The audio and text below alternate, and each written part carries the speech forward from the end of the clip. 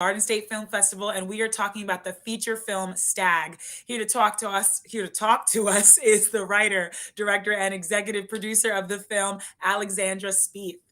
Alexandra, thanks so much for taking time out to talk to us today. Congratulations. Oh my God, of course. No, thank you so much for having me. The Stag team and I are all so excited to be at the festival, and we're just super stoked. So thank you. Oh, me too. I'm so excited for the audiences at Garden State Film Festival to watch this film. I watched it. I loved it. I was on the edge of my seat waiting for what was going to happen. So I'm really honored to talk to you today about it. Let's Thank get you. started by you introducing yourself and telling us a little bit about Stag. Absolutely. So I'm Alexander Spieth. I am a writer, director, actor, and I wrote and directed and executive produced Stag, which is a movie which is all about like essentially what I consider toxic femininity. It's all sort of about like a group of women and at a bachelorette party and the sort of like horrifying fallout of what could happen in those situations. Because I don't know. For me, I went on a couple bachelorettes, and I was just like, man, this is so wild that it's this kind of experience where you usually are gathered with people who you think are sort of like your best friends, but because it's such a high stakes event, it feels like there's some like blood in the water sometimes. Ooh. Yeah. Wow. And I love that toxic femininity because we hear about toxic masculinity all the time. We all know that way too much. So this was awesome that you're presenting us with some toxic femininity. Yeah, absolutely. I mean, it's like, I'm currently working on another feature which is definitely tackling more of like toxic masculinity. So I totally like, I dig both sides, but it's been amazing to have kind of done one and get the chance to like look at the other. I mean, obviously there are multiple sides of everything. Right. Kind of like just look specifically at those two spheres. Oh, and I love that. You're like making it equal. I like Yeah, exactly. Yeah. Yeah. Oh my gosh. Yeah, you touched a little on your inspiration that you've been to so many bachelorettes and you just were like, wow. And it's funny because I'm actually going on one in a few months, my first bachelorette party. Congrats. Mazel. And it is crazy. The stuff that goes into like, yeah, but we won't talk about that. Let's talk about you and your inspiration for writing Stag. Yeah, so I honestly it came from two places. As I mentioned, right? Like at a certain point in my life, like it was around that time where a lot of my friends are getting engaged and sort of like and I was at the time sort of a single person.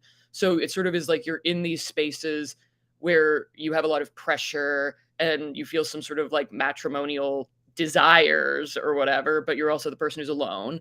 So like that was one part of it. And then also previous to making Stag, I was working as an actor and I toured a one-woman show which was based on the Steubenville rape case to colleges and universities across America. And like and part of the one-woman show required interviews with audience members who were like college students. And it was so wild to hear about how sort of in so many different colleges across the world, and I didn't even go to that many, right? So it must be rampant. But there are all these stories of like assault, gaslighting, things which are never ever resolved. And these people are so young. And so it was sort of like this idea of like, hey, I want to talk about what happens when two friends who have had like a really bad situation in the past do get to meet up. And for me, this is a story about retribution. It's a story about, as I've mentioned, like assault. It's about gaslighting, but it's also like fun and girly, the way that bachelorette parties can be. And I just was like, hey, for me, like, I wanted to create, like, I mean, I always want to do things that are like funny kind of, because I'm just like, what's the point? If you're just like, what, this is so serious. And for me, I think humor is really subversive. So I thought it was a really cool way to get to be like, hey, I'm able to talk about these tropes, these ideas. There's a little bit of camp involved, but I'm also like, hey, for me, like, I do think this work is sacred. And I do think that having done like the show about the Steubenville rape case, like changed my life and made me think about all these different experiences and all these like broken threads that are just sort of like throughout, must be rampant across America and every other place in the world. So yeah, and yeah, those were sort of how the two collided. Oh, amazing. Thank you so much for sharing. That's so cool how you came up with this. And how long did it take to write? When did it first come together? So I will say like the real meat of writing came in COVID. Like I would say that I started really digging into this script about like May 2020, and we were filming by May 2021. So I did like, 5 drafts pretty quickly. But that being said, this idea of a loner who goes to a bachelorette party and sort of like encounters trouble has been something that's been on my mind for a long time. Like, I like honestly, I used to write on cell text. Now I use Final Draft, and I like looked back at my cell text for some reason. I was like, oh my God, I tried to write this movie. Like Wow. the It characters was were a story brewing in you. You yeah, had to, it needed to be yeah, out. Wow. totally. So it's and like that, and the version I looked at cell text was like, I mean, I was like, oh God, thank God I didn't do this one. But it's this. It was the were different. There were like men in the film. I mean, there were a couple men in the film, but it Yeah. was more like equitable in terms of like gender parity. And in this one, it's pretty much like, I mean, it's mostly girls. Like top to bottom, it's mostly girls. So yeah, and also I just like I honed in on what I wanted to look at, which was sort of these spheres of women gaslighting each other. Mm. I'm glad you mentioned the characters too, because I want to talk about your cast. They're all so talented and all the Mhm. characters are so different. It seems so fun to play. So I'd love to hear how you found these wonderful actors and what was the hardest character to cast? What was the easiest character to cast? My God, that's a really good question. Um, okay, every single one of these like I did audition most of the cast, but I knew all of these women from different spheres of my life. The lead who plays Jenny, I'd done an off-Broadway play with her. The woman who plays Mandy, we used to work at the same restaurant, Westville. What? The woman who plays Leslie was a graduate from Carnegie Mellon, which is where I went, but she was like numerous years younger than me. Um, the woman who plays Willa was my best friend's friend from Wicked, and Katie Wieland and Stephanie Hogan, who play Casey and Constance, are like two of my best friends, and we went to school together. So yeah, I mean, in a way, it felt very natural, right? Like I didn't go through like Actors Access or Backstage or any of that. These were just people who I knew could kind of do the roles. But I will say, for me, the hardest person to cast was Mandy, who is played by Elizabeth Ramos, just because that was the character who I had the most people audition for Mandy. Like I was kind of, and there were a lot of incredible actresses who came in, but the thing that was like a real struggle was finding somebody who felt buyable as someone who would be friends with sort of this like, loner, this like sort of neurotic loner, and someone who could also be friends with this sort of real estate agent like girl gang who Yeah. kind of like live in a far more like in the movie like a far more superficial world, a world that's far more about like the desire to be wed before a certain age. And it was just really hard to find Mhm. someone who you're like, okay, I really do buy that they could be over there with Jenny, and they also could be over there with Willa and Casey, kind Wow. of. And honestly, like, I mean, I asked Elizabeth to audition like probably like a day before we were doing, Zoom auditions, obviously, because it was COVID. And I was kind of like, oh, like we worked at a restaurant together. Let's see. And I was just like, oh man, like she's the person who really does connect the dots, where I really do buy her with both parties.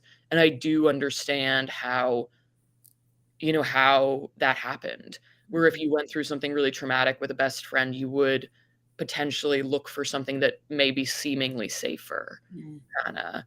Yeah. Um, so yeah, I mean, that was for me the hardest cast because everyone else, like, it was just, like, once I saw the audition and they were tapes. Like, it wasn't like most of them the others had submitted tapes. And when I Mhm. saw the tape, I was like, "Oh, yeah, that's it. Like, Oh, wow. that's Jenny, that's Leslie." I knew the women who were playing Casey and Constance, my 2 best friends, like, absolutely were going to, do the work. So like, Yes. I didn't I wasn't worried about them, and, like, I didn't audition either of the 2 of them for their roles, but yeah, it was Mandy. Mandy Wow. was the hardest one. Wow, Definitely. awesome. And I wanna talk about the location that you filmed in. It's Mhm. gorgeous, Yeah. breathtaking, those opening shots, oh my gosh. And what was it like filming on location? How long did it take to film? What was that process like? Oh my god, it was 17 days. It Wow. was I mean, it was just like it was amazing. Like honestly, because initially the conceit had been a lot more like we're in a house, right? We're in a house in the mountains. It was a lot more like Get Out, where I was hoping like, oh, maybe we can get like a huge manor house for like really, really cheap, and they'll just let us like live and film there. And then I was like, wait, hold on, like that's like not actually like a really achievable goal. So my producer, Natasha Soto Alborz, who is incredible, and I started kind of tag teaming locations. And we were like, okay, what we really need to look at during COVID is places that look cool, but also a place that has kind of just a ton of space. Because Mm, even though we were going to film in May 2021, which had been after the vaccine rollout in New York, mhm. like, it was just a time where it was like, hey, we can't be asking like we can't be asking people to share rooms together really, like in a Mhm. hotel or something, and we don't have the budget to allow that. So we started just hitting up camps upstate, and we're like, "Hey, who's around? Who might be down?" And we emailed a ton of camps, kind of heard nothing, nothing, nothing, nothing. And then Jeff Blank, who owns Forest Lake Camp, got back to us. And he's just like, he's a really, really nice guy. And for him, he was kind of like, hey, this is an opportunity for us, the camp, to like see if we could do a movie set. Because they Right. do weddings, obviously, because their high season for children is the summer, obviously. And, they'll rent it out to weddings and such. But I think he just like, he was just somebody who was like a deus ex machina for us, where he was just like, Mm. hey, I'm kind of willing to do this. He cut us like an amazing deal. His staff provided food. They let us essentially Wow. have run of this 865-acre camp. Like we got use of multiple cabins for essentially like a very, very reasonable flat rate. And it's just one of those things where I really do feel this way about locations because I've been a micro budget filmmaker for a long time, where Mhm. it's like, hey, there is someone who thinks this is an opportunity. There Right. is someone who's like, hey, it seems like fairly risk averse, like these people have insurance. It's a like I mean, it is a horror, but I would say for horrors it is fairly tame, like Mhm. gore and kind of like violence wise. And like we were a group of there were obviously men on the team, but we were a group of really like respectable, strong women who like who brought a lot to the table and had a lot of Mhm. credibility. Like I've made like 30 shorts and oh my god, 2 feature length projects. Natasha's done so much stuff, and I think just like we all kind of really got along. But Yeah. he really saved our lives, and I just really can't like I cannot thank Jeff enough.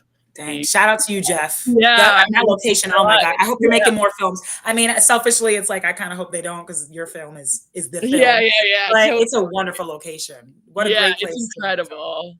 Oh my gosh. And you mentioned the crew, and I saw like your DP is a woman, and Mhm. I love that you guys were a Yeah. really strong female led crew. Absolutely. We were an all-female camera team. We Wow. are a Love to see it. 75% female producer team. There was one male producer.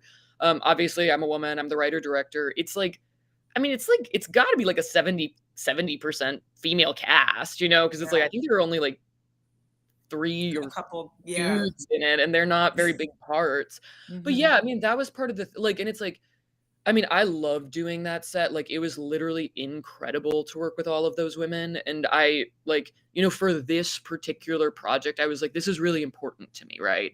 Because Mhm. it's such a movie that is about the female gaze, whereas, like so I was like, for me, this has to be a female DP.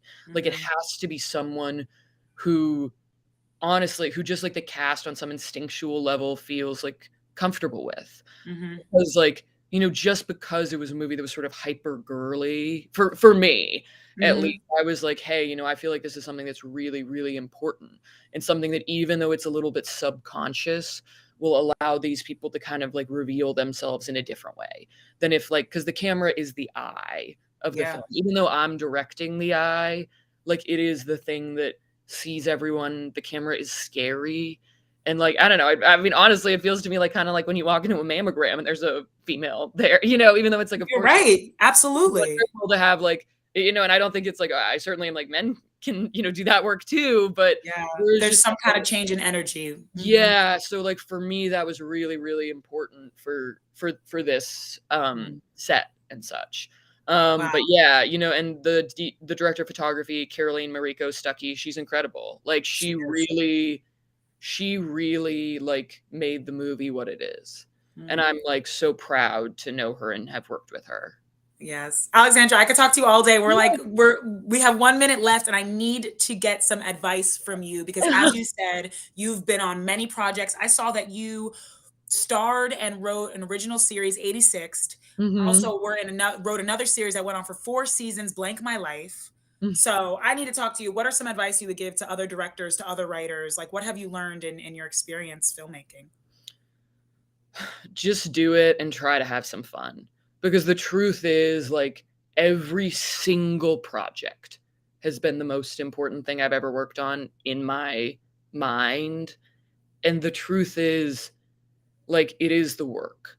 Like, it Mm, is the work that, like, changes your life. It's not about selling it. It's not about, like, even though those things are obviously things I have aspirations to do, and, like, I want to get this bread too, but, like, it is the joy of filmmaking. It is the joy of artistry. So just mm. try to, have a little fun. Yeah. Have a good time kinda.